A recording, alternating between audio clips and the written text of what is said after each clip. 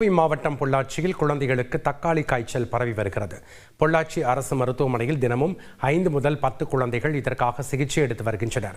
இந்த காய்ச்சல் அச்சம் ஏற்படுத்தக்கூடியது அல்ல என்றும் முறையாக மருந்து எடுத்துக்கொண்டால் போதும் என்றும் பொள்ளாச்சி மாவட்ட அரசு தலைமை மருத்துவமனையின் கண்காணிப்பாளர் டாக்டர் ராஜா தெரிவித்துள்ளார்.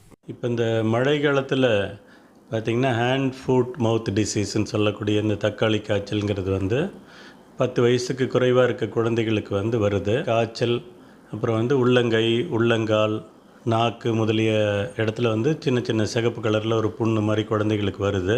இந்த குழந்தைகள் உபயோகப்படுத்தின துணி அந்த குழந்தைகளை தொட்டாங்க, இல்லை அந்த இடத்துலேருந்து வடிகிற தண்ணியை தொட்டாங்கன்னா அது மூலமாக இந்த வைரஸ் கிருமி ஒரு குழந்தைகள்டேருந்து அடுத்தவங்களுக்கு வீட்டில் இருக்கவங்களுக்கு பரவுது. இது குழந்தைகளுக்கு பெரிய பாதிப்பை ஏற்படுத்தாது. இந்த குழந்தைகள் குழந்தைகள் மருத்துவர்கள்ட்ட போய் காய்ச்சலுக்கு மருந்து, அந்த அரிப்புக்கு அதுக்கு மட்டும் மருந்து போட்டால் தன்னை போலவே இது குணமாகக்கூடியது. இதில் ஒரு மரணம் அந்த மாதிரிலாம் ஏற்படாது.